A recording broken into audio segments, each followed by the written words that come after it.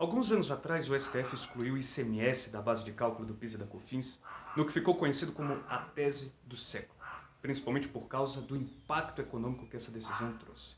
São 250 bilhões que a União estima que possa perder referente à recuperação dos últimos 5 anos, que os contribuintes vão ter direito de fazer, e 20 bilhões por ano daqui para frente.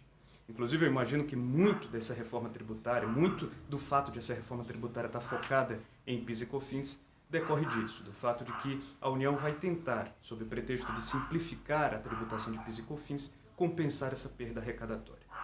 Eu fico imaginando assim, quem dera que 10 anos atrás eu tivesse uma bola de cristal e que pudesse ter adivinhado que essa tese iria vingar no Supremo Tribunal Federal.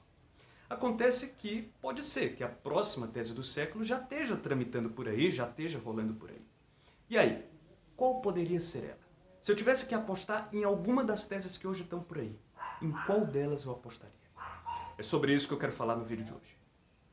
Bom, pessoal, meu nome é Vitor Gadelha, eu sou advogado tributarista e fundador da Nexo Consultoria, uma consultoria especializada em recuperação de créditos fiscais. Nós basicamente auditamos empresas e tentamos identificar recolhimentos que ela possa ter efetuado indevidamente ou a maior ao longo dos últimos 5 anos. Se você tiver interesse em saber mais como funciona o nosso trabalho, acesse o nosso site, cujo link eu estou deixando na descrição aqui do vídeo.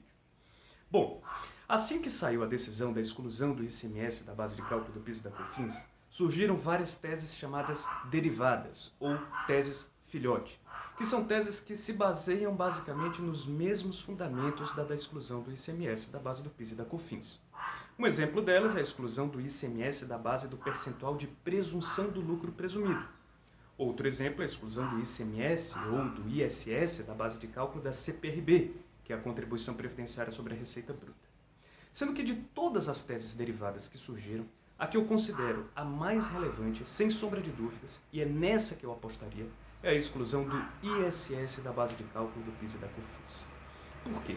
Porque todas as outras teses, elas têm alguma peculiaridade que as diferenciam da tese da exclusão do ISS e do ICMS da base de cálculo do PIS e da COFINS.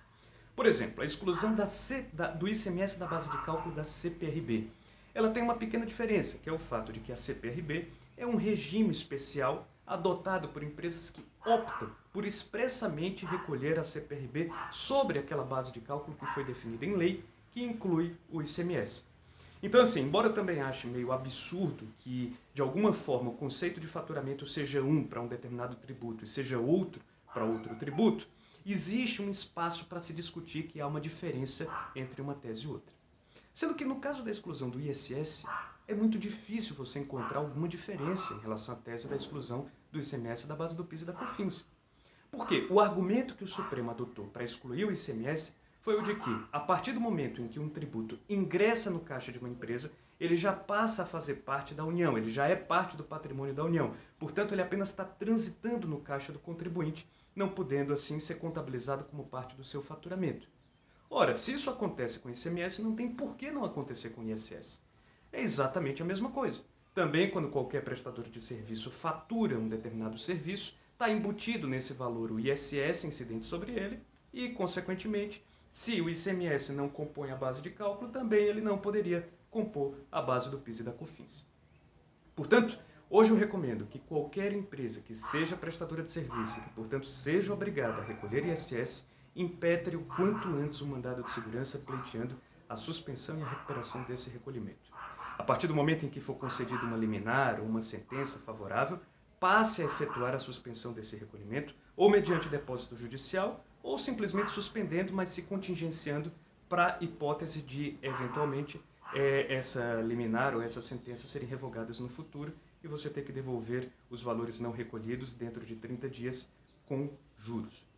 Então, assim, a dica que hoje que eu deixo é essa, tá? Essa eu considero a principal tese hoje, do momento. Fiquem atentos a tudo que estiver acontecendo. O Supremo Tribunal Federal, ele já reconheceu repercussão geral na matéria, ou seja, ele já disse que ele vai apreciar esse assunto, portanto, está na alçada dele. Trata-se do mesmo tribunal que excluiu o ICMS da base de cálculo do PIS e da COFINS e, portanto, as perspectivas em relação a essa tese não poderiam ser melhores. É essa a dica que eu deixo hoje. Fiquem com Deus e até a próxima.